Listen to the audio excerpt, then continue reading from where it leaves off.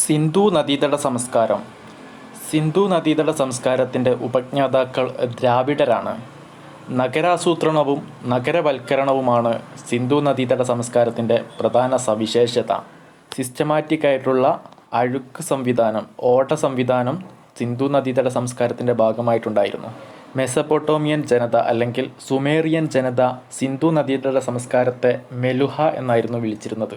സിന്ധു നദീതട സംസ്കാരത്തിൻ്റെ ഏറ്റവും വടക്ക് ഭാഗത്ത് കാണുന്ന സിന്ധു നദീതട പ്രദേശമാണ് ജമ്മുവിലെ മാണ്ഡ. ഏറ്റവും തെക്കു ഭാഗത്ത് കാണപ്പെടുന്ന സിന്ധു നദീതട പ്രദേശമായിരുന്നു ഗുജറാത്തിലെ ദൈമാബാദ്. സിന്ധു നദീതട സംസ്കാരത്തെക്കുറിച്ച് ആദ്യമായി സൂചന നൽകിയത് ചാൾസ് മേഴ്സൺ ആണ്. എന്നാൽ സിന്ധു, ഹാരപ്പൻ എന്നീ സംസ്കാരങ്ങൾ കണ്ടെത്തിയത് ജോൺ മാർഷലാണ്. സിന്ധു നദീതട സംസ്കാരത്തിൻ്റെ ഭാഗമായിട്ടുള്ള കേന്ദ്രങ്ങളായിരുന്നു ഹാരപ്പ, മോഹൻജദാരോ, ചാൻഹുദാരോ, കാലിബംഗൻ, രൂപാർ, ലോത്തൽ, ധോളവീര തുടങ്ങിയവ. ഹാരപ്പൻ കേന്ദ്രം ഖനനം ചെയ്തെടുത്തത് ദേറാം സാഹിനിയാണ്. മോഹൻജദാരോ ഖനനം ചെയ്തെടുത്തത് RD ബാനർജിയാണ്. ചാൻഹുദാരോ ഖനനം ചെയ്തെടുത്തത് MG മജുംദാറാണ്. കലിംബഗൻ ഖനനം ചെയ്തെടുത്തത് ഘോഷാണ്.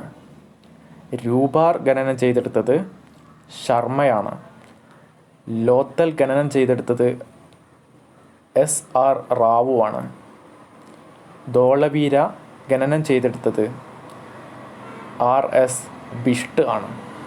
ബോസ്ട്രോഫിഡൻ എന്നത് ഹാരപ്പൻ എഴുത്തുവിദ്യയായിരുന്നു. ചുടുകട്ട കൊണ്ട് നിർമ്മിച്ച വീടുകൾ, വീടിനോട് ചേർന്ന കിണറുകൾ, ഓട സംവിധാനം, മികച്ച റോഡ് സംവിധാനം എന്നിവ സിന്ധു നദീതട സംസ്കാരത്തിൻ്റെ പ്രത്യേകതകളാണ്. റോഡുകൾ നിർമ്മിക്കപ്പെട്ടിരുന്ന രീതി മട്ടകോൺ ആകൃതിയിലായിരുന്നു. ഹാരപ്പൻ ജനതയുടെ എഴുത്ത് ലിപി അറിയപ്പെട്ടിരുന്നത് ചിത്രലിപി അഥവാ പിക്ടോഗ്രാഫിക് എന്നായിരുന്നു. പരുത്തി കൃഷിക്ക് തുടക്കം കുറിച്ചത് സിന്ധു നദീതട സംസ്കാരത്തിൻ്റെ ഭാഗമായിക്കൊണ്ടാണ്. മെസപ്പൊട്ടോമിയക്കാർ സിണ്ടം എന്നാണ് പരുത്തിയെ വിളിച്ചിരുന്നത്. സിന്ധു നദീതട ജനത ആരാധിച്ചിരുന്ന മൃഗമായിരുന്നു കാള. ഈ ജനത ഇണക്കി വളർത്തിയിരുന്ന ജീവിയായിരുന്നു നായ. എന്നാൽ സിന്ധു നദീതടക്കാർക്ക് അറിവില്ലായിരുന്ന മൃഗമാണ് കുതിര. അതുപോലെ ഇരുമ്പിനെക്കുറിച്ചും സിന്ധു നദീതട നിവാസികൾ അജ്ഞരായിരുന്നു. കുശവൻ്റെ ചക്രം സിന്ധു നദീതട സംസ്കാരത്തിൻ്റെ ഭാഗമാണ്. സിന്ധു നദീതട നിവാസികൾ അളവ് തൂക്ക ആവശ്യങ്ങൾക്കായി ഉപയോഗിച്ചിരുന്ന അടിസ്ഥാന സംഖ്യ 16 ആണ്. സിന്ധു നദീതട സംസ്കാരത്തിൻ്റെ ഭാഗമായിട്ടുള്ള ഹാരപ്പ സ്ഥിതി ചെയ്തിരുന്നത് പാകിസ്ഥാനിലെ മൗണ്ട് ഗോമറി അഥവാ സഹിവാൾ ജില്ലയിലായിരുന്നു. 1921 ദേറാം സാഹിനിയാണ് ഹാരപ്പയെ ആദ്യമായി ഖനനം ചെയ്തെടുത്തത്. ഹാരപ്പൻ സംസ്കാരം നിലനിന്നിരുന്ന നദീതീരമാണ് രവി അഥവാ പരുഷ്ണി. ഋഗ്വേദത്തിൽ ഹാരപ്പ ഹരിയുപ്യ എന്നാണ് പരാമർശിക്കപ്പെട്ടത്. ചെമ്പ് നിർമ്മിതികൾക്ക് പ്രസിദ്ധമായ സിന്ധു നദീതട പ്രദേശമായിരുന്നു ഹാരപ്പ. അതുപോലെ ശിവലിംഗ ആരാധനയെക്കുറിച്ച് ആദ്യ തെളിവുകൾ ലഭിച്ചത് ഹാരപ്പയിൽ നിന്നാണ്. മൃതദേഹങ്ങൾ പെട്ടിയിൽ അടക്കം ചെയ്തതിന് തെളിവുകൾ ലഭിച്ചതും ഹാരപ്പയിൽ നിന്നാണ്. സ്റ്റിയറ്റൈറ്റ് എന്നത് ഹാരപ്പൻ മുദ്രകൾ നിർമ്മിക്കാൻ ഉപയോഗിച്ചിരുന്ന കല്ലുകളാണ്. തീ പടർന്നതിനെ തുടർന്ന് നശിച്ചുപോയ ഹാരപ്പൻ നഗരമാണ് കോട്ട് സിജി. ആദ്യമായി കണ്ടെത്തിയ സിന്ധു നദീതട സംസ്കാര കേന്ദ്രമാണ് ഹാരപ്പ. ചുട്ടെഴുത്ത കല്ലുകൾ, സ്ത്രീലിംഗത്തിൻ്റെ കല്ലിൽ തീർത്ത മാതൃകകൾ, H മാതൃകയിലുള്ള സെമിത്തേരികൾ, പട്ടി മാനിനെ വേട്ടയാടുന്ന രൂപങ്ങൾ, 2 നിര വീതമുള്ള 6 ധാന്യപ്പുരകൾ എന്നിവ ഹാരപ്പൻ കേന്ദ്രങ്ങളിൽ നിന്നുമാണ് കണ്ടെടുത്തത്. മോഹൻജദാരോ. പാകിസ്ഥാനിലെ ലർഖാന ജില്ലയെ കേന്ദ്രീകരിച്ചായിരുന്നു മോഹൻജദാരോ പട്ടണം നിലനിന്നിരുന്നത്. 1922 RD ബാനർജിയാണ് മോഹൻജദാരോ ഖനനം ചെയ്തെടുത്തത്. ഇഷ്ടിക പാകിയ വഴികളും ഇഷ്ടിക കൊണ്ട് നിർമ്മിച്ചിട്ടുള്ള ഇരുനില കെട്ടിടങ്ങളും വ്യക്തമായ അഴുക്കുചാൽ സംവിധാനം കൊണ്ടും വ്യത്യസ്തമായ സിന്ധു നദീതട കേന്ദ്രമായിരുന്നു മോഹൻജദാരോ. കൊട്ടാര സാമ്യമുള്ള ക്ഷേത്രങ്ങളും ഈ നഗരത്തിലുണ്ടായിരുന്നു. വെള്ളപ്പൊക്കത്തിൽ നശിച്ചുപോയി എന്ന് കരുതപ്പെടുന്ന സിന്ധു നദീതട പ്രദേശമാണ് മോഹൻജദാരോ. നൃത്തം ചെയ്യുന്ന പെൺകുട്ടിയുടെ വെങ്കല പ്രതിമ, കുളിക്കടവ്, ക്ഷേത്ര മാതൃകകൾ, പശുപതി മഹാദേവൻ്റെ മുദ്ര, അസംബ്ലി ഹാള്, പുരോഹിതനെന്ന് കരുതപ്പെടുന്ന താടിക്കാരൻ്റെ പ്രതിമ, ആടിൻ്റെയും എരുമയുടെയും പ്രതിമ, ധാന്യപ്പുരകൾ എന്നിവ മോഹൻജദാരോയുടെ ഭാഗമായി കണ്ടെത്തിയിട്ടുണ്ട്. ലോത്തൽ. എസ് ആർ റാവു 1957 ലോത്തൽ ഖനനം ചെയ്തെടുത്തത്. ഗുജറാത്തിലെ ബോഗുവ നദിക്കരയിൽ നിന്നുമാണ് ലോത്തൽ നദീതട സംസ്കാരത്തെക്കുറിച്ചുള്ള തെളിവുകൾ ലഭിച്ചത്. ലോത്തലിൽ നിന്നുമാണ് സ്ത്രീയെയും പുരുഷനെയും ഒന്നിച്ച് അടക്കം ചെയ്തതിൻ്റെ തെളിവുകൾ ലഭിച്ചത്. സിന്ധു നദീതട സംസ്കാരത്തിൻ്റെ ഭാഗമായിരുന്ന തുറമുഖ നഗരമായിരുന്നു ലോത്തൽ. ലോത്തലിനെ കൂടാതെ സുക്ത ഗെൽഡോറും ബാലക്കോട്ടും തുറമുഖ നഗരങ്ങളാണ്. മെസപ്പൊട്ടോമിയൻ വ്യാപാരവുമായി ബന്ധപ്പെട്ടിരുന്ന സിന്ധു നദീതട കേന്ദ്രങ്ങളായിരുന്നു ലോത്തലും സുക്ത ഗെൽഡോറും.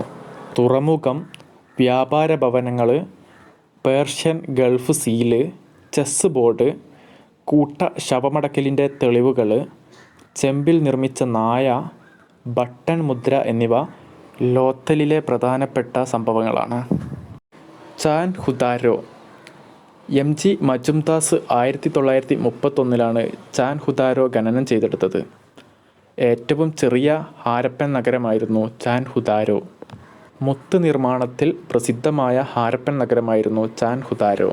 ലോഹ ഫാക്ടറികൾ, ആഭരണങ്ങൾ നിർമ്മിക്കുന്ന ഫാക്ടറികൾ, ചെമ്പിലോ വെങ്കലത്തിലോ നിർമ്മിച്ച കാളവണ്ടികളെല്ലാം കണ്ടെടുത്തത് ചാൻ ഹുദാരോയുടെ ഭാഗമായിട്ടാണ്.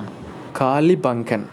എ ഘോഷ് 1953 കാലിബംഗൻ ഖനനം ചെയ്തെടുത്തത്. തടി കൊണ്ട് നിർമ്മിച്ച ഓട സംവിധാനം കണ്ടെത്തിയത് കാലിബംഗൻ്റെ ഭാഗമായിട്ടാണ്. എല്ലാ വീടുകളോടും ചേർന്ന് കിണർ സംവിധാനം ഉണ്ടായിരുന്നത് കാലിബംഗൻ പ്രദേശത്തായിരുന്നു. ഒട്ടകത്തിൻ്റെ ഫോസിലുകൾ കണ്ടെത്തിയതും ഈ ഭാഗത്തു നിന്നാണ്. ലഹാർ നദി അഥവാ ഗഗാർ നദിയുടെ വരൾച്ചയാണ് കാലിബംഗൻ നശിക്കാനുണ്ടായ പ്രധാന കാരണം. രാജസ്ഥാനായിരുന്നു കാലിബംഗൻ്റെ പ്രധാന കേന്ദ്രം. കാലിബംഗൻ എന്ന വാക്കിനർത്ഥം കറുത്ത വളകൾ എന്നാണ്. രൂപാർ. വൈ ഡി ശർമ്മ 1955 രൂപാർ ഖനനം ചെയ്തെടുത്തത്. മനുഷ്യനൊപ്പം നായയെ അടക്കം ചെയ്തതിൻ്റെ തെളിവുകൾ ലഭിച്ചത് രൂപാറിൽ നിന്നുമാണ്. ഇന്നത്തെ പഞ്ചാബിലായിരുന്നു രൂപാറിൻ്റെ പ്രഥമ കേന്ദ്രം. ധോളവീര. 1990 ബിഷ്ട് ആണ് ധോളവീര ഖനനം ചെയ്തത്. ഗുജറാത്തിലെ റാൻ ഓഫ് കച്ചിൽ കണ്ടെത്തിയ സിന്ധു നദീതട സംസ്കാരമായിരുന്നു ധോളവീര. ഏകീകൃത ജലസേചന സൗകര്യമുണ്ടായിരുന്ന ഒരു പ്രധാന നഗരവുമായിരുന്നു ധോളവീര. ബജൂലിസ്ഥാനിലെ ദസ്ത നദീതീരത്ത് നിലനിന്നിരുന്ന സിന്ധു നദീതട സംസ്കാരത്തിൻ്റെ ഭാഗമായിരുന്നു സുക്ത ഗെൽഡോർ. ഇതൊരു തുറമുഖ നഗരമായിരുന്നു. മനുഷ്യൻ്റെ ചിതാഭസ്മം അടക്കം ചെയ്ത പേടകങ്ങൾ ലഭിച്ചത് ഈ നഗരത്തിൽ നിന്നുമാണ്. ഹരിയാനയിലെ ഹിസാർ ജില്ലയിൽ നിന്നും കണ്ടെടുത്തിട്ടുള്ള സിന്ധു നദീതട കേന്ദ്രമാണ് ബനാവലി. സിന്ധു നദീതട സംസ്കാരത്തെക്കുറിച്ച് ആദ്യമായി സൂചന നൽകിയത് ചാൾസ് മേഴ്സൺ ആയിരുന്നു. സർ ജോൺ മിർഷലാണ് സിന്ധു നദീതട സംസ്കാരത്തിന് ആ പേര് നൽകിയത്. അതുപോലെ സിന്ധു ഹാരപ്പൻ സംസ്കാരം കണ്ടെത്തിയതും സർ ജോൺ മിർഷലാണ്. എന്നാൽ ഹാരപ്പൻ നഗരം കണ്ടെത്തിയത് അതുപോലെ ഹാരപ്പൻ നഗരം ഖനനം ചെയ്തത് ഒക്കെ ആരാണെന്ന് ചോദിച്ചാൽ ദയറാം സാഹ്നിയായിരുന്നു. ആര്യന്മാരുടെ വരവാണ് സിന്ധു നദീതട സംസ്കാരത്തിൻ്റെ തകർച്ചയ്ക്ക് കാരണമായത് എന്ന് അഭിപ്രായപ്പെട്ടത് മോർട്ടിമർ വീലറാണ്. സിന്ധു നദീതട സംസ്കാരത്തിൻ്റെ തകർച്ചയ്ക്ക് കാരണമായത് പ്രകൃതി ദുരന്തങ്ങളാണ് എന്ന് പറഞ്ഞത് GF ഡേൽസിയാണ്. എന്നാൽ സർ ജോൺ മാർഷൽ, ലാംബ്രിക്ക്, മക്കേ എന്നിവരുടെ അഭിപ്രായത്തിൽ സിന്ധു നദി വഴിമാറി ഒഴുകിയതാണ് സിന്ധു നദീതട സംസ്കാരത്തിൻ്റെ തകർച്ചയ്ക്ക് കാരണമായത് എന്നാണ്. ഇന്ത്യൻ പൗരാണിക ചരിത്രത്തിൻ്റെയും പൗരാണിക സംസ്കാരത്തിൻ്റെയും പിതാവായി കണക്കാക്കപ്പെടുന്നത് റോബർട്ട് ബ്രൂഡ്ഫൂട്ടാണ്. ഇന്ത്യൻ ചരിത്ര പഠനശാഖ അറിയപ്പെടുന്നത് ഇന്തോളജി എന്നാണ്. ഇന്തോളജിയുടെ പിതാവായി കണക്കാക്കപ്പെടുന്നത് സർ വില്യം ജോണാണ്. ആധുനിക ഇന്ത്യൻ ചരിത്ര പിതാവ് എന്ന പേരിലും സർ വില്യം ജോൺ അറിയപ്പെടുന്നു. ആർക്കിയോളജിക്കൽ സർവേ ഓഫ് ഇന്ത്യ നിലവിൽ വന്നത് 1861 അലക്സാണ്ടർ കണ്ണിങ്ഹാം ആണ് ഇതിൻ്റെ സ്ഥാപകന്. ഇന്ത്യൻ പുരാവസ്തുശാസ്ത്രത്തിൻ്റെ പിതാവായി കണക്കാക്കപ്പെടുന്നത് അലക്സാണ്ടർ കണ്ണിങ്ഹാം ആണ്. ഇന്ത്യൻ പുരാവസ്തു ഗവേഷണ വകുപ്പ് ആരംഭിക്കുവാൻ മുൻകൈയെടുത്ത ഗവർണർ ജനറലാണ് കാനിങ് പ്രഭു. സിന്ധു നാഗരിക കേന്ദ്രങ്ങളും നദീതീരങ്ങളും ഹാരപ്പ രവി നദിയുടെ തീരത്തായിരുന്നു സ്ഥിതി ചെയ്തിരുന്നത്. മോഹൻജദാരോയും ചാൻഹുദാരോയും സിന്ധു നദീതീരത്തായിരുന്നു സ്ഥിതി ചെയ്തിരുന്നത്. അതുപോലെ കോട്ട് സിജിയും സിന്ധു നദീതീരത്തായിരുന്നു സ്ഥിതി ചെയ്തിരുന്നത്. കലിബംഗൻ സരസ്വതി നദി അതുപോലെ ലഹാർ നദി എന്നിവയുടെ തീരത്തായിരുന്നു. അതുപോലെ ബൻവാലിയും സരസ്വതി നദീതീരത്തായിരുന്നു. മിത്തൻ യമുനാ തീരത്തും ലോത്തൽ സബർമതിയുടെ തീരത്തുമായിരുന്നു സ്ഥിതി ചെയ്തിരുന്നത്.